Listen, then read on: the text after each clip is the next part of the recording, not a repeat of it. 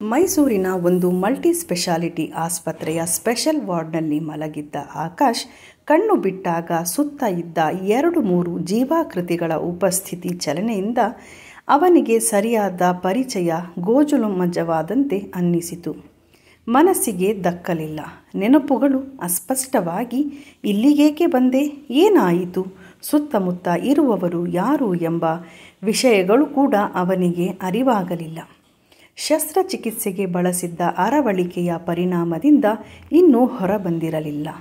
ಕಣ್ಣು ಬಿಟ್ಟದ್ದನ್ನು ನೋಡಿ ಗಾಬರಿಯಿಂದ ಕುಳಿತುಕೊಂಡಿದ್ದ ಅಪ್ಪ ಅಮ್ಮ ಇಬ್ಬರು ಇವನ ಬಳಿ ಸಾಗಿ ಮಾತನಾಡುವಷ್ಟರಲ್ಲಿ ಮತ್ತೆ ನಿದ್ರೆಗೆ ಜಾರಿದ್ದ. ಜೊತೆಯಲ್ಲಿ ಸಿರಿಂಜ್ ಹಿಡಿದುಕೊಂಡು ನಿಂತಿದ್ದ ನರ್ಸ್ ಸುಮ್ಮನಿರುವಂತೆ ಸನ್ನೆ ಮಾಡಿದ್ದರಿಂದ ಇಬ್ಬರೂ ಹಾಗೆ ದುಗುಡದಿಂದ ಕುಳಿತುಕೊಂಡರು. ಮಾರನೆಯ ದಿನ ಬೆಳಗ್ಗೆ ಚಳಿಗಾಲದ ಚುಮು ಬೆಳಕಿಗೆ ಕಣ್ಣು ಬಿಟ್ಟಾಗ ತಾನು ಆಸ್ಪತ್ರೆಯೊಂದರ ವಾರ್ಡಿನಲ್ಲಿರುವುದು ಅವನಿಗೆ ಅರಿವಾಯಿತು. ತನ್ನ ಕಾಲು ಬುಡದಲ್ಲಿರುವ ಆರಾಮು ಕುರ್ಚಿಯಲ್ಲಿಯೇ ಅವರ ಅಮ್ಮ ಮಲಗಿದ್ದರು. ಈಗ ಆಕಾಶನಿಗೆ ಎಲ್ಲವೂ ಸ್ಪಷ್ಟವಾಗಿ ನೆನಪಿಗೆ ಬರತೊಡಗಿತು. ರಾಜಧಾನಿಯಲ್ಲಿ ಸಾಫ್ಟ್ವೇರ್ ಕೆಲಸದಲ್ಲಿದ್ದ ಅವನು ಎಂದಿನಂತೆ ವಾರಾಂತ್ಯಕ್ಕೆ ಊರಿಗೆ ಬಂದಿದ್ದ. ಶನಿವಾರ ಮಧ್ಯಾಹ್ನ ಊಟವಾದ ಮೇಲೆ ಸ್ವಲ್ಪ ಹೊತ್ತು ವಿರಮಿಸಿ ತನ್ನ ಸ್ನೇಹಿತ ಅಭಿಲಾಷನ ಮನೆಗೆ ಹೋಗಿ ಅಲ್ಲೇ ಕಾಫಿ ಕುಡಿದು ವಾಪಸ್ ತನ್ನ ಸ್ಕೂಟಿಯಲ್ಲಿ ನಿಧಾನಕ್ಕೆ ಮನೆಯ ಕಡೆ ಬರುತ್ತಿದ್ದ. ಆದರೆ ಎದುರಿನಿಂದ ಬರುತ್ತಿದ್ದ ಕಾರೊಂದು ತತ್ಕ್ಷಣ ಅಡ್ಡಲಾಗಿ ಬಂದ ಮಗುವನ್ನು ತಪ್ಪಿಸುವ ಸಲುವಾಗಿ ಬಲಗಡೆಗೆ ತಿರುಗಿದ್ದರಿಂದ ಇವನ ಸ್ಕೂಟಿಗೆ ಡಿಕ್ಕಿ ಹೊಡೆಯಿತು. ಇವನು ಹಾರಿ ಕೆಳಕ್ಕೆ ಬಿದ್ದದ್ದಷ್ಟೇ ನೆನಪು. ಆ ನೆನಪನ್ನು ಮುಂದುವರಿಸುವ ಚಿತ್ರಣವನ್ನು ಸ್ಮೃತಿ ಪಟಲದ ಮೇಲೆ ಮೂಡಿಸುವ ಯಾವ ಪ್ರಯತ್ನವೂ ಸಫಲವಾಗದೆ ಇವನ ನೆನಪು ಅಲ್ಲಿಗೆ ತುಂಡಾದಂತೆ ಆಗಿತ್ತು. ಇವನ ಯೋಚನೆ ಸರಣಿ ಮುಗಿಯುವ ಹೊತ್ತಿಗೆ ತಿಂಡಿ ಹಿಡಿದು ಅಪ್ಪ ಬಾಗಿಲು ದೂಡಿ ಒಳಗೆ ಬಂದರು. ಅಮ್ಮನಿಗೂ ಎಚ್ಚರವಾಗಿ ಇವನು ಕಣ್ಣು ಬಿಟ್ಟದ್ದನ್ನು ಕಂಡು ಲಘು ಬಗೆಯಿಂದ ಇವನ ಬಳಿ ಬಂದರು. ಸರಿಯಾಗಿ ನಿದ್ದೆ ಮಾಡದೇ ಇರುವ ಬಳಲಿಕೆಯ ನಡುವೆಯೂ ಇಬ್ಬರ ಮುಖದಲ್ಲಿ ಇವನ ಎಚ್ಚರದ ಸ್ಥಿತಿಯನ್ನು ಕಂಡು ಸಮಾಧಾನದ ಛಾಯೆ ಇಣುಕಿತ್ತು. ಅವನನ್ನು ಎತ್ತಿ ಕೂಡಿಸಿ ಕಾಫಿ ನೀಡಿ ಉಪಚರಿಸಿ ಅವನ ಪ್ರಶ್ನಾರ್ಥಕ ನೋಟವನ್ನು ಅರ್ಥ ಮಾಡಿಕೊಂಡವರಂತೆ ಅಪ್ಪ ನಿಧಾನಕ್ಕೆ ಎಲ್ಲವನ್ನೂ ಅರುಹಿದರು. ನಿನ್ನೆ ಸಂಜೆ ನಾನು ವಾಕಿಂಗ್ಗೆ ಹೊರಟಾಗ ನೀನಿನ್ನು ಮಲಗಿದ್ದೆ. ವಾಪಸ್ಸು ಬಂದಾಗ ನೀನು ಅಭಿಲಾಷನ ಮನೆಗೆ ಹೋಗಿರುವುದಾಗಿ ನಿನ್ನಮ್ಮ ಹೇಳಿದಳು. ಹಾಗೆ ಟಿವಿ ನೋಡುತ್ತಾ ಕುಳಿತಿದ್ದೆ. ನಿನ್ನ ಫೋನಿನಿಂದ ಕರೆ ಬಂತು. ಎತ್ತಿಕೊಂಡಾಗ ಬೇರೆ ಯಾರು ಮಾತನಾಡಿದರು. ನಿನ್ನ ಸ್ಕೂಟಿಗೆ ಕಾರು ಗುದ್ದಿದ್ದರಿಂದ ನಿನಗೆ ಅಪಘಾತವಾಗಿರುವುದನ್ನು ತಿಳಿಸಿದರು. ನಿನ್ನ ಮೊಬೈಲ್ನಲ್ಲಿದ್ದ ವಿವರದಿಂದ ನನಗೆ ಫೋನ್ ಮಾಡಿರಬಹುದು. ನಮಗೆ ತೀವ್ರ ಗಾಬರಿಯಾಯಿತು. ತಕ್ಷಣ ಅಭಿಲಾಷನಿಗೆ ಕರೆ ಮಾಡಿ ತಿಳಿಸಿ ಅಪಘಾತದ ಸ್ಥಳಕ್ಕೆ ಧಾವಿಸಿದೆವು. ಆಗಲೇ ಅಲ್ಲಿ ಜನ ಸೇರಿದ್ದರು. ಕಾಲಿನ ಚಾಲಕರು ಆಂಬ್ಯುಲೆನ್ಸ್ ತರಿಸಿದ್ದರು. ನೀನು ಪ್ರಜ್ಞೆ ತಪ್ಪಿ ಬಿದ್ದಿದ್ದೆ. ಅಷ್ಟರಲ್ಲಿ ಅಭಿಲಾಷನೂ ಬಂದ. ಆಸ್ಪತ್ರೆಗೆ ಸೇರಿಸಿದೆವು. ಸ್ಕ್ಯಾನಿಂಗ್ ಸಮೇತ ಎಲ್ಲ ಪರೀಕ್ಷೆಗಳನ್ನು ಮಾಡಿಸಿದರು. ಯಾವ ಮೂಳೆಯೂ ಮುರಿದಿರಲಿಲ್ಲ. ಹೆಲ್ಮೆಟ್ ಧರಿಸಿದ್ದರಿಂದ ತಲೆಗೆ ಪೆಟ್ಟು ಬಿದ್ದಿಲ್ಲವೆಂದು ವೈದ್ಯರು ಹೇಳಿದರು. ಹೊಟ್ಟೆಯಲ್ಲಿ ರಕ್ತಸ್ರಾವ ಆಗುತ್ತಿರುವುದರಿಂದ ತಕ್ಷಣ ಆಪರೇಷನ್ ಮಾಡಬೇಕೆಂದು ಹೇಳಿ 1 ಯೂನಿಟ್ ರಕ್ತದ ವ್ಯವಸ್ಥೆ ಮಾಡಲು ತಿಳಿಸಿದರು. ನಮ್ಮಿಬ್ಬರ ರಕ್ತ ಹೊಂದಿಕೆ ಆಗಲಿಲ್ಲ. ಅಭಿಲಾಷನೇ ಯಾರದೋ ರಕ್ತ ವ್ಯವಸ್ಥೆ ಮಾಡಿದ. ಆಪರೇಷನ್ ಮಾಡಿ ರಕ್ತಸ್ರಾವವನ್ನು ನಿಲ್ಲಿಸಿರುವುದರಿಂದ ಏನೂ ಸಮಸ್ಯೆ ಇಲ್ಲವೆಂದು ವೈದ್ಯರು ಹೇಳಿದ್ದಾರೆ. ಅಪ್ಪನ ಮಾತು ಮುಗಿಯುವಷ್ಟರಲ್ಲಿ ನರ್ಸ್ ಜೊತೆಗೆ ವೈದ್ಯರು ಬಂದರು. ಅಪ್ಪ ಹೇಳಿದ್ದನ್ನೇ ಅವರು ಪುನರಾವರ್ತಿಸಿದರು. ಆಗಿದ್ದ ಹಾನಿಯನ್ನು ಸರಿಪಡಿಸಿರುವುದರಿಂದ ಯಾವ ಸಮಸ್ಯೆಯೂ ಇಲ್ಲವೆಂದು ತಿಳಿಸಿ ಇನ್ನು 5-6 ದಿನಗಳಲ್ಲಿ ಮನೆಗೆ ಹೋಗಬಹುದೆಂದು ಹೇಳಿದರು. ವಿವರವಾಗಿ ಪರೀಕ್ಷಿಸಿ ಅಪ್ಪ ಅಮ್ಮನ ಎಲ್ಲ ಅನುಮಾನಗಳಿಗೂ ಉತ್ತರಿಸಿ ಕೊನೆಯಲ್ಲಿ ಹೋಗುವಾಗ ನೀವು ಲಕ್ಕಿ, ಹೆಲ್ಮೆಟ್ ಹಾಕಿದ್ದರಿಂದ ತಲೆಗೆ ಏನೂ ಪೆಟ್ಟಾಗದೆ ಬಚಾವಾಗಿದ್ದೀರಿ ಎಂದು ಹೇಳಿದರು. ಬಿಸಿ ಕಾಫಿ ಕುಡಿದ ಮೇಲೆ ಅವನು ಸ್ವಲ್ಪ ಗೆಲುವಾದ. ಇವತ್ತೊಂದು ದಿನ ಸ್ವಲ್ಪ ಪ್ರಮಾಣದ ದ್ರವ ರೂಪದ ಆಹಾರವನ್ನು ಸೇವಿಸಲು ಹೇಳಿದ್ದರಿಂದ ಸ್ಟ್ಯಾಂಡಿಗೆ ತೂಗು ಹಾಕಿದ್ದ ಬಾಟಲಿನ ಫ್ಲೂಯಿಡ್ ಮೇಲೆ ಅವಲಂಬಿತವಾಗಬೇಕಾಯಿತು. ಕುಳಿತುಕೊಳ್ಳಲು ಪ್ರಯತ್ನಿಸಿದಾಗ ಹೊಲಿಗೆ ಹಾಕಿದ್ದ ಕೆಳಹೊಟ್ಟೆಯ ಭಾಗದಲ್ಲಿ ನೋವಾಗುತ್ತಿತ್ತು. ಅದಕ್ಕಿಂತಲೂ ಕೈಕಾಲುಗಳ ಮೇಲೆ ಆಗಿದ್ದ ತರಚಿದ ಗಾಯಗಳು ನೋವು ಕೊಡುತ್ತಿದ್ದವು. ಇನ್ನೊಂದಷ್ಟು ದಿನ ಈ ನೋವನ್ನು ಅನುಭವಿಸುವುದು ಅನಿವಾರ್ಯ ಎಂಬ ಸತ್ಯ ಅವನ ಗ್ರಹಿಕೆಗೆ ಬಂದಾಗಿತ್ತು. ಕಂಪನಿಯ ಇನ್ಶೂರೆನ್ಸ್ ಇದ್ದುದರಿಂದ ಆಸ್ಪತ್ರೆಯ ಬಿಲ್ಲಿನ ಬಗ್ಗೆ ಅವನಿಗೆ ಚಿಂತೆ ಇರಲಿಲ್ಲ. ತನಗೆ ಆಗಿರುವ ಅಪಘಾತದಿಂದ ದೀರ್ಘ ರಜೆ ತೆಗೆದುಕೊಳ್ಳುವುದು ನಿಶ್ಚಯವಾಗಿದ್ದು, ಆದರೆ ಅದನ್ನು ಕಂಪನಿಗೆ ಮುಂಚಿತವಾಗಿ ತಿಳಿಸಬೇಕಿತ್ತು. ಇದರಿಂದ ತನಗೆ ಹಂಚಿದ್ದ ಕೆಲಸದ ಬದಲಿ ವ್ಯವಸ್ಥೆ ಮಾಡಲು ಅನುಕೂಲವಾಗುತ್ತಿತ್ತು. ನಿಧಾನಕ್ಕೆ ಮಾಡುವುದರೆ ಆಗುವುದಿಲ್ಲವೇ ಎಂದು ಅಮ್ಮ ವಾತ್ಸಲ್ಯದಿಂದ ಗೊಣಗುತ್ತಿದ್ದರು. ತನ್ನ ಮೊಬೈಲ್ನಿಂದ ಕಂಪನಿಗೆ ಅಪಘಾತದಿಂದ ಆಸ್ಪತ್ರೆಗೆ ಸೇರಿರುವುದನ್ನು ವಿವರಿಸಿ ದೀರ್ಘ ರಜೆಯ ಕೋರಿಕೆಯನ್ನು ಮೇಲ್ ಮಾಡಿದ. ಅಡ್ಡ ಬಂದ ಮಗುವನ್ನು ತಪ್ಪಿಸಲು ತನ್ನ ಸ್ಕೂಟಿಗೆ ಕಾರ್ ಡಿಕ್ಕಿ ಹೊಡೆದ ಚಿತ್ರಣವನ್ನು ಅಪ್ಪ ಹೇಳಿದ್ದ ಉಳಿದ ವಿವರಗಳನ್ನು ಮೆಲುಕು ಹಾಕತೊಡಗಿದ. ಹೊಟ್ಟೆಯೊಳಗಿನ ರಕ್ತನಾಳ ಒಳೆದು ರಕ್ತಸ್ರಾವದ ಬಗ್ಗೆ ಯೋಚಿಸುತ್ತಿದ್ದಾಗ ಅಪ್ಪ ಅಮ್ಮನ ರಕ್ತ ಹೊಂದಿಕೆಯಾಗದೆ ಸ್ನೇಹಿತ ಅಭಿಲಾಷ ಬೇರೆಯವರ ರಕ್ತ ವ್ಯವಸ್ಥೆ ಮಾಡಿದ ವಿಷಯವನ್ನು ನೆನೆಸಿಕೊಂಡಾಗ ಏನೋ ಅಸಹಜತೆ ಇದೆ ಎಂದು ಭಾಸವಾಯಿತು. ತಾನು ಕಂಪ್ಯೂಟರ್ ಎಂಜಿನಿಯರ್ ಆದರೂ ತನಗಿರುವ ಅಲ್ಪ ಸ್ವಲ್ಪ ಜೀವವಿಜ್ಞಾನದ ಅರಿವಿನಿಂದ ಇಬ್ಬರಲ್ಲಿ ಒಬ್ಬರದು ಹೊಂದಿಕೆಯಾಗಲೇಬೇಕಲ್ಲವೇ ಅನ್ನಿಸಿತು. ಬಹುಶಃ ವಯಸ್ಸಿನ ಕಾರಣದಿಂದ ವೈದ್ಯರೇ ಅವರಿಬ್ಬರ ರಕ್ತವನ್ನು ಬೇಡವೆಂದಿರಬಹುದು ಎಂದೆಣಿಸಿದ. ಅಮ್ಮನನ್ನು ವಿಚಾರಿಸಿದಾಗ ಅವರಿಬ್ಬರ ರಕ್ತವನ್ನು ಪರೀಕ್ಷೆಗೆ ತೆಗೆದುಕೊಂಡು ಹೋದರೂ ಇಬ್ಬರ ರಕ್ತವೂ ಹೊಂದಿಕೆಯಾಗದ ವಿಷಯ ತಿಳಿಯಿತು. ಅನಂತರ ಅಪ್ಪನನ್ನು ವಿಚಾರಿಸಿದಾಗ ಅವರು ಹಾರಿಕೆಯ ಉತ್ತರ ನೀಡಿದರು. ಮರುದಿನ ವೈದ್ಯರು ಬಂದಾಗ ಇದೇ ವಿಷಯವನ್ನು ಪ್ರಸ್ತಾಪ ಮಾಡಿದ. ಅಪರೂಪಕ್ಕೆ ಈ ರೀತಿ ಆಗುತ್ತದೆ. ಸಾಮಾನ್ಯವಾಗಿ ತಂದೆ ತಾಯಿಗಳಲ್ಲೊಬ್ಬರ ರಕ್ತ ಮಕ್ಕಳಿಗೆ ಹೊಂದಾಣಿಕೆಯಾಗಲೇಬೇಕು. ವಯಸ್ಸಾದವರ ರಕ್ತವನ್ನು ತೆಗೆದುಕೊಳ್ಳದಿಲ್ಲವಾದರೂ ತುರ್ತು ಸಂದರ್ಭಗಳಲ್ಲಿ ಏನೂ ಕಾಯಿಲೆಗಳಿಲ್ಲದಿದ್ದರೆ ವಯಸ್ಸಾದವರಿಂದಲೂ ರಕ್ತವನ್ನು ತೆಗೆದುಕೊಳ್ಳುತ್ತೇವೆ. ಆದರೆ ನಿಮ್ಮ ತಂದೆ ತಾಯಿಗಳಿಬ್ಬರ ರಕ್ತವು ಹೊಂದಿಕೆಯಾಗದೇ ಇದ್ದುದರಿಂದ ಬೇರೆಯವರ ರಕ್ತವನ್ನು ನಿಮಗೆ ನೀಡಬೇಕಾಯಿತು ಎಂದು ಅವರು ಹೇಳಿದರು. ವೈದ್ಯರ ಬಳಿ ಚರ್ಚೆ ಮಾಡುವಾಗ ಅಪ್ಪ ಪದೇ ಪದೇ ಅಡ್ಡ ಬರುತ್ತಿದ್ದುದು ಅವನ ಗಮನಕ್ಕೆ ಬಂತು. ಆಕಾಶನ ತಲೆಗೆ ಹುಳ ಬಿಟ್ಟಂತೆ ಆಯಿತು. ಅವನ ಜೊತೆಗೆ PUC ಓದುತ್ತಿದ್ದವರಲ್ಲಿ ಅನೇಕರು ವೈದ್ಯಕೀಯ ಕೋರ್ಸ್ಗಳಿಗೆ ಸೇರಿದ್ದರು. ಅವರಲ್ಲಿ ಕೆಲವರ ಸಂಪರ್ಕ ಇವನಿಗೆ ನಿಕಟವಾಗಿತ್ತು. ಅವರಲ್ಲಿ ಯಾರಿಗಾದರೂ ಫೋನ್ ಮಾಡಿ ಕೇಳುವ ಆಲೋಚನೆ ಮಾಡಿದ. ಆದರೆ ಅಪ್ಪ ಅಮ್ಮ ಯಾವಾಗಲೂ ಅವನ ಜೊತೆಯಲ್ಲಿಯೇ ಇರುತ್ತಿದ್ದುದರಿಂದ ಒಂದಿಬ್ಬರಿಗೆ ಮೇಲ್ ಮಾಡಿ ತಂದೆ ತಾಯಿಗಳ ರಕ್ತ ಮಕ್ಕಳಿಗೆ ಹೊಂದಿಕೆಯಾಗದ ಬಗ್ಗೆ ತನಗಿರುವ ಅನುಮಾನವನ್ನು ಪರಿಹರಿಸಲು ತಿಳಿಸಿದ ನಮ್ಮ ಆಕಾಶ್. ಜೊತೆಗೆ ತನ್ನ ಮೊಬೈಲ್ನಲ್ಲಿಯೇ ಇಂಟರ್ನೆಟ್ಟಲ್ಲಿ ಇದೇ ವಿಷಯದ ಬಗ್ಗೆ ಹುಡುಕಾಡಿದ. ಸ್ನೇಹಿತರಿಬ್ಬರಿಂದ ಬಂದ ಪ್ರತ್ಯುತ್ತರಗಳನ್ನು ಮತ್ತು ಇಂಟರ್ನೆಟ್ಟಲ್ಲಿ ಸಂಗ್ರಹಿಸಿದ ವಿಷಯಗಳನ್ನು ನೋಡಿ ಅವನಿಗೆ ಸೋಜಿಗವಾಯಿತು. ವೈದ್ಯರು ಹೇಳಿದ ಸಂಗತಿ ನಿಜವಾಗಿತ್ತು. ತೀರಾ ಅಪರೂಪದ ಸಂದರ್ಭಗಳಲ್ಲಿ ಮಾತ್ರ ತಂದೆ ತಾಯಿಗಳ ರಕ್ತ ಮಕ್ಕಳಿಗೆ ಹೊಂದಾಣಿಕೆಯಾಗದ ವಿಷಯ ತಿಳಿಯಿತು. ಆದರೆ ಸಾಮಾನ್ಯವಾದ ಸಂದರ್ಭಗಳಲ್ಲಿ ತಂದೆ ತಾಯಿಗಳ ರಕ್ತ ಮಕ್ಕಳಿಗೆ ಹೊಂದಿಕೆಯಾಗಲೇಬೇಕೆಂಬ ವೈಜ್ಞಾನಿಕ ಸತ್ಯ ಅವನ ಮನಸ್ಸನ್ನು ಗೊಂದಲದ ಗೂಡಾಗಿ ಮಾಡಿತ್ತು. ಅಪ್ಪ ಅಮ್ಮನ ಪ್ರೀತಿಯ ಆರೈಕೆಯ ಜೊತೆಗೆ ಅಭಿಲಾಷನು ಆಗಾಗ್ಗೆ ಭೇಟಿ ನೀಡುತ್ತದರಿಂದ ಅವನಿಗೆ ಆಸ್ಪತ್ರೆಯಲ್ಲಿ ಸಮಯ ಕಳೆದಿದ್ದೇ ಗೊತ್ತಾಗಲಿಲ್ಲ.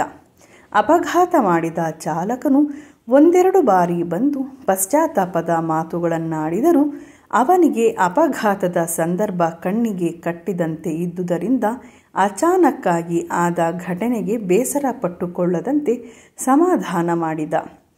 ಕಾರ್ ಚಾಲಕ ಆಸ್ಪತ್ರೆಯ ಖರ್ಚನ್ನು ಭರಿಸುವುದಾಗಿ ಹೇಳಿದರೂ ತನಗೆ ಕಂಪನಿಯ ಇನ್ಶೂರೆನ್ಸ್ ಇರುವುದರಿಂದ ಸಂಪೂರ್ಣವಾಗಿ ಅದರಲ್ಲಿ ಸಂದಾಯವಾಗುತ್ತದೆ ಎಂದು ಹೇಳಿ ಹಣ ಪಡೆಯಲು ನಿರಾಕರಿಸಿದ.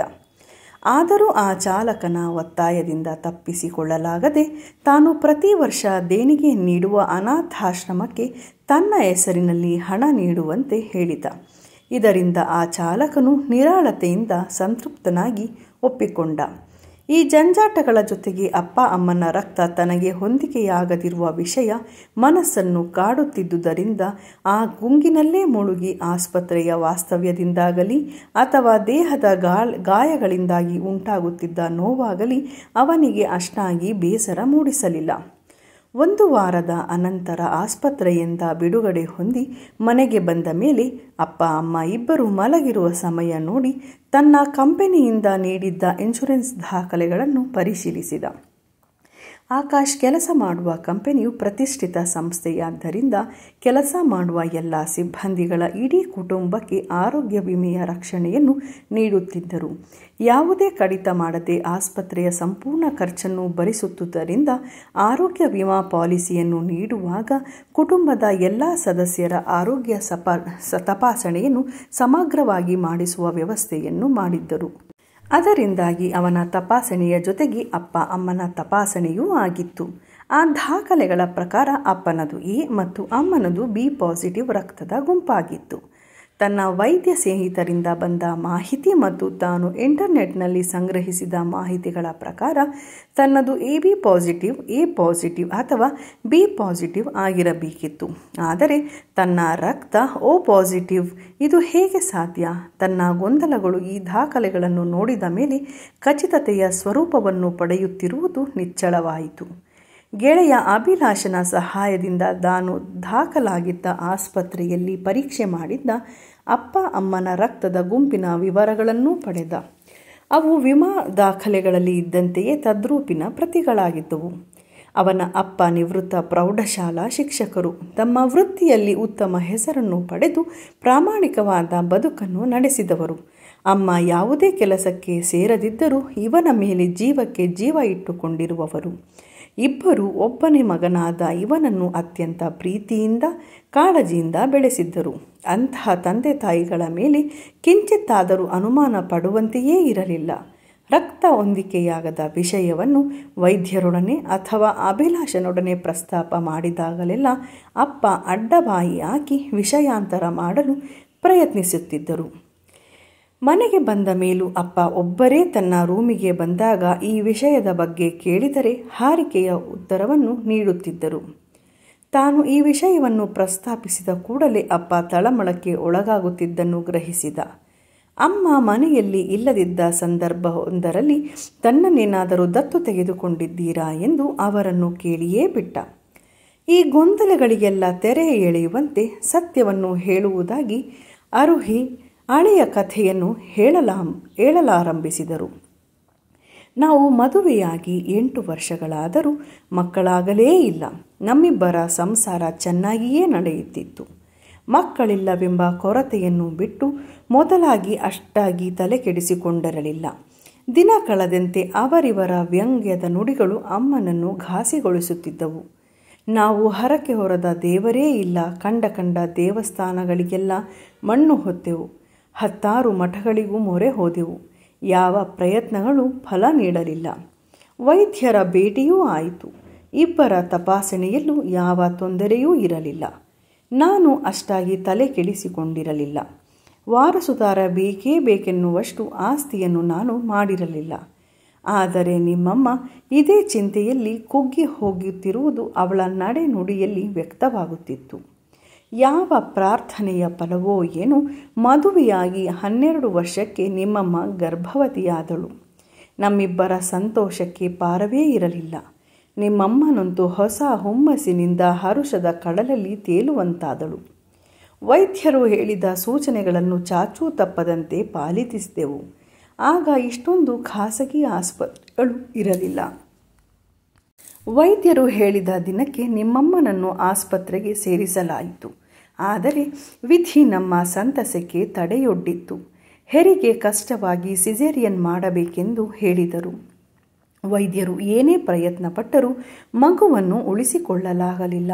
ಕೊರಳ ಸುತ್ತ ಹೊಕ್ಕುಳ ಬಳಿ ಸುತ್ತಿಕೊಂಡಿದ್ದರಿಂದ ಮಗು ಹುಟ್ಟುವಾಗಲೇ ಸತ್ತಿತ್ತು. ಸಿಸೇರಿಯನ್ಗಾಗಿ ಪ್ರಜ್ಞೆ ತಪ್ಪಿಸಿದ್ದರಿಂದ ಅಮ್ಮನಿಗೆ ಈ ವಿಷಯದ ಅರಿವಿರಲಿಲ್ಲ. ಆಗ ನಿನ್ನ ದೊಡ್ಡಪ್ಪ ಜೊತೆಗಿದ್ದರು. ಅವರು ದೇವರಂತೆ ನಮಗೆ ನೆರವಾದರು. ನಿಮ್ಮಮ್ಮನಿಗೆ ಹೆರಿಗೆಯಾದ ವೇಳೆಯಲ್ಲೇ ಮತ್ತೊಬ್ಬರಿಗೆ ಹೆರಿಗೆಯಾಗಿ ಅತೀವ ರಕ್ತಸ್ರಾವದಿಂದ ತಾಯಿ ಸಾವನ್ನಪ್ಪಿ ಗಂಡು ಮಗು ಬದುಕಿತು. ಸತ್ತಿದ್ದ ಮಹಿಳೆಯ ಗಂಡ ಆಸ್ಪತ್ರೆಗೆ ಕುಡಿದುಕೊಂಡು ಬಂದು ತೂರಾಡುತ್ತಿದ್ದ. ಇದೇ ಅವಕಾಶವನ್ನು ಬಳಸಿಕೊಂಡು ನಿಮ್ಮ ದೊಡ್ಡಪ್ಪ ನರ್ಸ್ಗಳ ಸಹಾಯದಿಂದ ಮಗುವನ್ನು ಬದಲಾವಣೆ ಮಾಡಿಸಿದ. ನಮ್ಮ ಪರಿಸ್ಥಿತಿಯ ಅರಿವಿದ್ದ ವೈದ್ಯರು ಮೂಕರಂತೆ ಸುಮ್ಮನಾದರು. ಬಹುಶಃ ಮಗುವಿನ ತಂದೆಯ ಬೇಜವಾಬ್ದಾರಿಯನ್ನು ನೋಡಿ ಮಗು ಅನಾಥವಾಗಬಹುದೆಂಬ ಪ್ರಜ್ಞೆಯು ಅವರ ಮನಸ್ಸಿನಲ್ಲಿ ಮೂಡಿರಬಹುದು. ನನಗೆ ಈ ರೀತಿಯ ಅಕ್ರಮಗಳು ಇಷ್ಟವಾಗದಿದ್ದರೂ ಹಲವಾರು ವರ್ಷ ಮಕ್ಕಳಿಲ್ಲದ ನಿರ್ವಾತವನ್ನು ಅನುಭವಿಸಿ ಕೊರಗಿದ್ದರಿಂದ ಅನಿವಾರ್ಯವಾಗಿ ಸುಮ್ಮನಾದೆ. ವಯಸ್ಸು ಮೀರಿದ್ದರಿಂದ ನಿಮ್ಮಮ್ಮ ಮತ್ತೆ ಗರ್ಭವತಿಯಾಗಲೇ ಇಲ್ಲ. ಜೀವನದಲ್ಲಿ ಹಿಂದಿರುಗಿ ನೋಡಿದರೆ ನಾವು ಆ ಸಂದರ್ಭದಲ್ಲಿ ತೆಗೆದುಕೊಂಡ ನಿರ್ಧಾರ ಸರಿಯಾದದ್ದು ಅನ್ನಿಸುತ್ತದೆ. ನಿನ್ನ ಅಪಘಾತದ ದೆಸೆಯಿಂದ ನಮ್ಮಿಬ್ಬರ ರಕ್ತ ನಿನಗೆ ಹೊಂದಿಕೆಯಾಗದೆ ವಿಷಯ ಈ ರೀತಿ ಅನಾವರಣಗೊಳ್ಳುತ್ತದೆ ಎಂದು ನಾನು ಕನಸಿನಲ್ಲಿಯೂ ಎಣಿಸಿರಲಿಲ್ಲ. ನಾನು ಏನೇ ಪ್ರಯತ್ನಪಟ್ಟರೂ ನಿನ್ನ ಅನುಮಾನಗಳು ಬಲಗೊಳ್ಳುತ್ತಾ ಹೋಗುವುದನ್ನು ನೋಡಿ ಕೊನೆಗೆ ಸತ್ಯವನ್ನು ಹೇಳಿದ್ದೇನೆ. ನಿನ್ನ ಅಮ್ಮನಿಗೆ ಈ ವಿಷಯ ಗೊತ್ತಿಲ್ಲವೆಂಬುದು ನಿನಗೆ ನೆನಪಿರಲಿ. ಅಪ್ಪ ಇಷ್ಟು ಹೇಳುವಷ್ಟರಲ್ಲಿ ಅಮ್ಮ ಬಂದ ಸದ್ದಾಯಿತು. ಬಾಗಿಲು ತೆರೆಯಲು ಅಪ್ಪ ಹೊರಗೆ ಹೋದರು. ಮಾತಿನ ಕೊನೆಯಲ್ಲಿ ಅಪ್ಪನ ಕಂಠ ಗದ್ಗದಿತವಾದಂತೆ ಆಕಾಶನಿಗೆ ಗೋಚರಿಸಿತು. ಈಗ ಅವನು ನಿಜವಾಗಿಯೂ ಸಂದಿಗ್ಧಕ್ಕೆ ಒಳಗಾದ. ನಾನು ಅಪಘಾತಕ್ಕೀಡಾಗಿ ಆಸ್ಪತ್ರೆ ಸೇರಿ ಶಸ್ತ್ರಚಿಕಿತ್ಸೆಯಾದ ಮೇಲೆ ಕಣ್ಣು ಬಿಟ್ಟ ಅನಂತರ ಅಪ್ಪ ಅಮ್ಮನ ರಕ್ತ ತನಗೆ ಹೊಂದಿಕೆಯಾಗದ ಸಮಾಚಾರದಿಂದ ಪ್ರಾರಂಭವಾದ ಮನಸ್ಸಿನ ತಳಮಳ ಈಗ ಒಂದು ಅಂತಿಮ ರೂಪಕ್ಕೆ ಬಂದಿತ್ತು. ತನ್ನ ಮನಸ್ಸಿನಲ್ಲಿ ಉದ್ಭವವಾಗಿದ್ದ ಅನುಮಾನಕ್ಕೆ ಅಪ್ಪನೇ ಸತ್ಯ ನುಡಿದು ಪರಿಹಾರ ನೀಡಿದರು. ತಾನು ಇಷ್ಟು ದಿನ ಯಾವುದನ್ನು ಸತ್ಯ ಎಂದುಕೊಂಡಿದ್ದೇನೋ ಅದೆಲ್ಲ ಒಂದು ಮಿಥ್ಯೆಯಾದಂತೆ ಅನ್ನಿಸಿತು. ಪ್ರತಿಫಲನಗೊಂಡ ಹೊಸ ಹೊಳವಿನಂತಹ ಸಂಗತಿಯಿಂದ ಅವನ ಬದುಕಿನಲ್ಲಿ ಬೌದ್ಧಿಕವಾಗಿ ಯಾವ ಬದಲಾವಣೆಯಾಗುವ ಸಂಭವವಿಲ್ಲದಿದ್ದರೂ ತನ್ನ ಅಸ್ತಿತ್ವಕ್ಕೆ ಹೊಸ ಅರ್ಥ ಬಂದಂತೆ ಅನ್ನಿಸಿತು.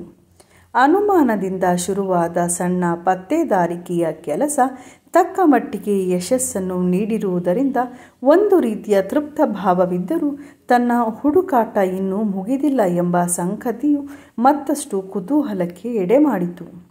ತನ್ನ ನಿಜವಾದ ಅಥವಾ ಜೈವಿಕ ತಂದೆಯನ್ನು ಕಂಡುಹಿಡಿಯುವ ಸವಾಲಿನ ವಿಷಯವೇ ಮತ್ತಷ್ಟು ಮಿಶ್ರ ಭಾವನೆಗಳಿಗೆ ನಾಂದಿಯಾಯಿತು.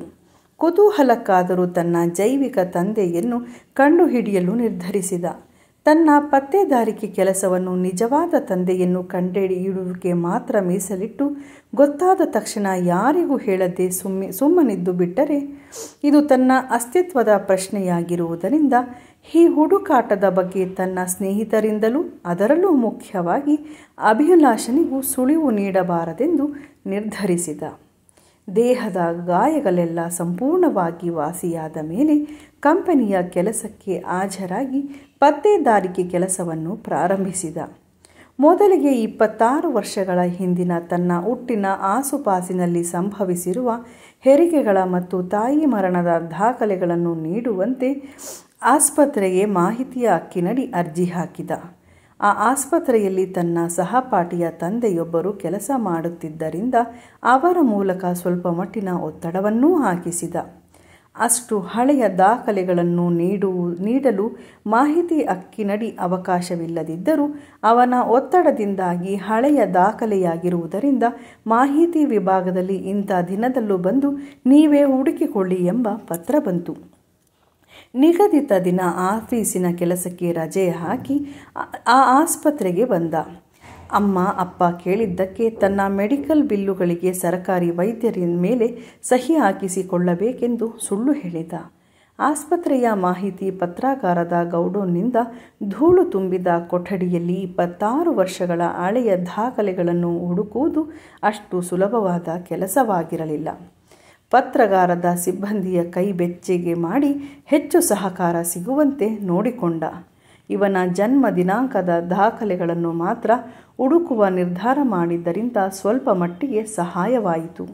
ಆ ದಿನಾಂಕದ ವಿವರಗಳನ್ನು ಕೇಸ್ ಶೀಟ್, ಡೆತ್ ರಿಜಿಸ್ಟರ್, ಬರ್ತ್ ರಿಜಿಸ್ಟರ್ ಮತ್ತು ಮರಣಿಸಿದ ದೇಹಗಳನ್ನು ವಿಲೇವಾರಿ ಮಾಡಿರುವ ದಾಖಲೆಗಳನ್ನು ಹುಡುಕುವ ಮೂಲಕ ಅಂತೂ ಕೊನೆಗೆ ತಾಯಿ ಮಗು ಎರಡೂ ಮರಣಿಸಿರುವ ಕೇಸ್ ಶೀಟನ್ನು ಹುಡುಕಿ ತೆಗೆದ. ಸತ್ತ ತಾಯಿಯ ಗಂಡನ ಹೆಸರು ಮತ್ತು ವಿಳಾಸ ದೊರೆಯಿತು. ಅದೇ ವ್ಯಕ್ತಿಯ ಹೆಸರು ಸತ್ತ ಮಗುವಿನ ತಂದೆಯ ಕಾಲಂನಲ್ಲೂ ಇದೆ ಎಂಬುದನ್ನು ತಾಳೆ ಹಾಕಿ ದೃಢಪಡಿಸಿಕೊಂಡ.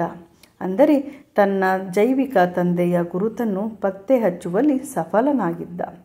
ಶಿವಯ್ಯ 32 ವರ್ಷ, ರಾಘವೇಂದ್ರ ಕಾಲೋನಿ ಎಂಬ ವಿಳಾಸವನ್ನು ಹಿಡಿದು ರೋಮಾಂಚಿತನಾಗಿದ್ದ ಆಕಾಶ ಜಿಲ್ಲಾಸ್ಪತ್ರೆಯಿಂದ ಹೊರಬಿದ್ದ. ತನ್ನ ಜೈವಿಕ ತಂದೆಗೆ ಈಗ 58 ವರ್ಷಗಳಾಗಿರುತ್ತವೆ. ಈಗ ಆತ ಹೇಗಿರಬಹುದು, ಏನು ಮಾಡುತ್ತಿರಬಹುದು ಎಂಬ ಗುಂಗಿನಲ್ಲಿಯೇ ತಾನು ನೋಡೇ ಇರದಿದ್ದ ವ್ಯಕ್ತಿಯನ್ನು ಊಹಿಸಿಕೊಳ್ಳುತ್ತಾ ರಾಘವೇಂದ್ರ ಕಾಲೋನಿಯನ್ನು ಹುಡುಕುತ್ತಾ ಹೊರಟ. ರಾಘವೇಂದ್ರ ಕಾಲೋನಿಯ ಪ್ರದೇಶಕ್ಕೆ ಬಂದಾಗ ಅವನಿಗೆ ನಿರಾಸೆ ಕಾದಿತು. ಆ ಪ್ರದೇಶದ ಮೂಲೆಯೊಂದರಲ್ಲಿ ರಾಘವೇಂದ್ರ ಕಾಲೋನಿ ಎಂಬ ಹಳೆಯ ಮಾಸಲು ಬೋರ್ಡ್ ಇತ್ತು. ಆದರೆ ಅಲ್ಲಿ ಯಾವ ಗುಡಿಸಲು ಮನೆಗಳು ಇರಲಿಲ್ಲ. ಕೊನೆಗೆ ಅಲ್ಲೇ ಹತ್ತಿರದಲ್ಲಿದ್ದ ಒಂದು ಟೀ ಅಂಗಡಿಗೆ ಹೋದ. ಅವನು ಒಟ್ಟಿಗೆ ಮಾತನಾಡುತ್ತಿರುವಾಗ ಹೀಗೆ ಇಲ್ಲೊಂದು ಮನೆ ಇತ್ತಲ್ಲ ಎಂದು ಕೇಳಿದಾಗ ಅಂಗಡಿಯವನು ಹೇಳಿದ, ಇಲ್ಲಿ ಒಂದು ಕೊಳಗೇರಿ ಇತ್ತು. ಸರ್ಕಾರ ಎಷ್ಟೇ ಪ್ರಯತ್ನಿಸಿದರೂ ಅದನ್ನು ಅಭಿವೃದ್ಧಿಪಡಿಸಲು ಸಾಧ್ಯವಾಗಲಿಲ್ಲ. ಕೊನೆಗೆ ಸರ್ಕಾರ ಆ ಪ್ರದೇಶದಲ್ಲಿ ಇಂಡಸ್ಟ್ರಿಯಲ್ ಏರಿಯಾ ಮಾಡುವ ನಿರ್ಧಾರ ತೆಗೆದುಕೊಂಡು ಅಲ್ಲಿದ್ದ ಗುಡಿಸಲುಗಳು ಮತ್ತು ಮೂರುಕಲು ಮನೆಗಳನ್ನೆಲ್ಲ ತೆರವುಗೊಳಿಸಿ ಸ್ಥಳಾಂತರಿಸಿತ್ತು. ಇದೆಲ್ಲ ಆಗಿ ಸುಮಾರು 2 ದಶಕಗಳಾಗಿದ್ದವು. ಇಷ್ಟು ವಿಷಯ ತಿಳಿದ ಮೇಲೆ ಟೀ ಅಂಗಡಿಯವನನ್ನು ಮತ್ತಷ್ಟು ಪುಸಲಾಯಿಸಿ ಏನೋ ಸಬೂಬು ಹೇಳಿ ತನ್ನ ಜೈವಿಕ ತಂದೆಯ ವಿವರಗಳನ್ನು ನೀಡಿ ಏನಾದರೂ ಮಾಹಿತಿ ಪಡೆಯುವಂತೆ ಕೇಳಿಕೊಂಡ. ಮತ್ತೆ 8 ದಿನ ಬಿಟ್ಟು ಬರುವುದಾಗಿ ಹೇಳಿ ಅಲ್ಲಿಂದ ಹೊರಟ. ಸ್ವಲ್ಪ ಮಟ್ಟಿನ ಆಶಾಭಾವನೆಯಿಂದ ಆ ಪ್ರದೇಶಕ್ಕೆ ಬಂದಿದ್ದ ಅವನ ಮನಸ್ಸು ಈಗ ನಿರಾಸೆ ಆವರಿಸತೊಡಗಿತು. ಮನೆಗೆ ಬಂದು ತಾನು ಬಂದಿದ್ದ ಕೆಲಸ ಆಯಿತೆಂದು ಹೇಳಿ ಬೆಂಗಳೂರಿಗೆ ಪ್ರಯಾಣ ಮಾಡಿದ. ಮರುದಿನ ಬೆಳಗ್ಗೆ ಕರೆಗಂಟೆಯ ಸದ್ದಿಗೆ ತನ್ನ ಮನೆಯ ಬಾಗಿಲನ್ನು ತೆರೆದ. ಅವಾಕ್ಕಾಗಿ ನಿಂತ 1-2 ಕೈ ಚೀಲಗಳ ಸಮೇತ ಅವನ ತಂದೆಯವರು ಬಾಗಿಲಲ್ಲಿ ನಿಂತಿದ್ದರು. ಯಾವುದೋ ಕೆಲಸದ ಮೇಲೆ ಬಂದಿರಬಹುದೆಂದು ಗ್ರಹಿಸಿದರೂ ಅವರ ಮುಖಭಾವ ದುಗುಡದಿಂದ ತುಂಬಿದಂತೆ ಕಂಡುಬಂತು. ಕೈಚೀಲದಿಂದ ಅಮ್ಮ ಮಾಡಿದ್ದ ತಿಂಡಿಗಳನ್ನು ಹೊರಗಿಟ್ಟ ತಂದೆಯವರು ಮಾತನಾಡಲೋ ಬೇಡವೋ ಎಂಬ ಗೊಂದಲದಲ್ಲಿಯೇ ಭಾರವಾದ ಧ್ವನಿಯಲ್ಲಿ ತಮ್ಮ ಮಾತುಗಳನ್ನು ಆರಂಭಿಸಿದರು. ನಿನಗೆ ಅಪಘಾತವಾದ ಮೇಲೆ ತನ್ನಂತಾನೇ ಬಿಚ್ಚಿಟ್ಟಿಕೊಂಡ ವಿಷಯಗಳಿಂದ ನಿನ್ನನ್ನು ಸೂಕ್ಷ್ಮವಾಗಿ ಗಮನಿಸುತ್ತಿದ್ದೇನೆ. ನನಗೂ ನಮ್ಮ ಊರಿನಲ್ಲಿ ಅನೇಕ ಸ್ನೇಹಿತರಿದ್ದಾರೆ. ನೀನು ಇಡುತ್ತಿರುವ ಪ್ರತಿಯೊಂದು ಹೆಜ್ಜೆಯೂ ನನಗೆ ತಿಳಿಯುತ್ತಿದೆ. ನಿನ್ನ ಮನಸ್ಸು ನನಗೆ ಅರಿವಾಗಿರುವುದರಿಂದ ನಿನ್ನ ಚಿಂತನೆಯ ಜಾಡನ್ನು, ನೀನು ಇಡುವ ಹೆಜ್ಜೆಗಳನ್ನು ನಾನು ಸುಲಭವಾಗಿ ಊಹಿಸಬಲ್ಲೆ. ನೀನು ಊರಿನ ಜಿಲ್ಲಾಸ್ಪತ್ರೆಗೆ ಮಾಹಿತಿ ಹಕ್ಕಿನಡಿ ಅರ್ಜಿ ಸಲ್ಲಿಸಿದ್ದು, ಒತ್ತಡ ಹಾಕಿಸಿದ್ದು ಮತ್ತು ನಿನ್ನ ಸ್ನೇಹಿತರಿಗೂ ತಿಳಿಯದಂತೆ ನೀನು ಹುಡುಕಾಟದ ಹಿಂದೆ ಬಿದ್ದಿರುವುದು ಎಲ್ಲವೂ ನನಗೆ ತಿಳಿದಿದೆ. ದಯವಿಟ್ಟು ಈ ವಿಷಯವನ್ನು ಇಲ್ಲಿಗೆ ನಿಲ್ಲಿಸಿಬಿಡು. ಸತ್ಯದ ಅರಿವಾದರೆ ನಿನ್ನ ಮನಸ್ಸಿಗೆ ಘಾಸಿಯಾಗಬಹುದು. ಆ ಮಗುವಿನ ತಂದೆ ಕುಡಿದು ಆಸ್ಪತ್ರೆಗೆ ಬರದಿದ್ದರೆ ಖಂಡಿತವಾಗಲೂ ನಿನ್ನ ದೊಡ್ಡಪ್ಪ ಈ ಕೆಲಸ ಮಾಡುತ್ತಿರಲಿಲ್ಲ. ಮಗು ಅನಾಥವಾಗುತ್ತದೆ ಹಾಗೂ ಮಗುವನ್ನು ಕಳೆದುಕೊಂಡ ತಾಯಿಗೆ ಒಂದೇ ವ್ಯವಸ್ಥೆಯಾಗುತ್ತದೆ ಎಂದು ಮಾನವೀಯ ದೃಷ್ಟಿಯಿಂದ ನಿನ್ನ ದೊಡ್ಡಪ್ಪ ಈ ಕೆಲಸ ಮಾಡಿದ್ದಾರೆ. ಅಮ್ಮನಿಗೆ ಏನಾದರೂ ಈ ವಿಷಯ ತಿಳಿದರೆ ಎದೆಯೊಡೆದುಕೊಂಡು ಸತ್ತಾಳು. ನಾವು ತೋರುತ್ತಿರುವ ಪ್ರೀತಿ ನಿನಗೆ ಸಾಕಾಗುತ್ತಿಲ್ಲವೇ? ಇನ್ನು ಯಾವ ರೀತಿ ಪ್ರೀತಿ ಮಮಕಾರಗಳನ್ನು ಸುರಿಯಬೇಕೆಂದು ಹೇಳು. ನಮ್ಮ ಜೀವವನ್ನೇ ತೆಗೆದು ನಿನಗೆ ನೀಡಿದ್ದೇವೆ. ಹೆಚ್ಚು ಮಾತನಾಡಲು ನನಗೆ ಮಾನಸಿಕ ಸ್ಥೈರ್ಯವೇ ಕುಗ್ಗಿ ಹೋಗುತ್ತಿದೆ. ನೀನು ಬೆಳೆದು ದೊಡ್ಡವನಾಗಿದ್ದೀಯ. ಬದುಕಿನ ಸೂಕ್ಷ್ಮಗಳು ನಿನಗೆ ಅರ್ಥವಾಗುತ್ತವೆ.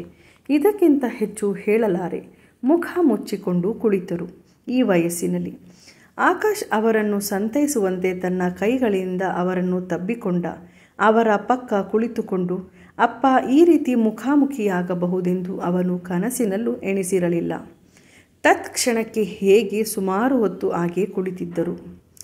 ಅನಂತರ ಪರಿಸ್ಥಿತಿಯನ್ನು ತಿಳಿಗೊಳಿಸುವಂತೆ ಆಕಾಶ ಅಪ್ಪನಿಗೆ ತಿಂಡಿಯ ವ್ಯವಸ್ಥೆ ಮಾಡಿ ಆಫೀಸ್ನಲ್ಲಿ ತುರ್ತು ಕೆಲಸವಿರುವುದಾಗಿ ಹೇಳಿ ಮಧ್ಯಾಹ್ನದ ವೇಳೆಗೆ ವಾಪಸ್ ಬರುವುದಾಗಿ ತಿಳಿಸಿ ಆಚೆ ಹೋದ. ಏಕಾಗ್ರತೆಯಿಂದ ಕೆಲಸ ಮಾಡಲು ಸಾಧ್ಯವಾಗಲಿಲ್ಲ. ಮೈ ಸರಿಯಿಲ್ಲವೆಂದು ಹೇಳಿ ರಜೆ ಹಾಕಿ ಹತ್ತಿರದ ಪಾರ್ಕ್ನಲ್ಲಿ ಹೋಗಿ ಕುಳಿತ.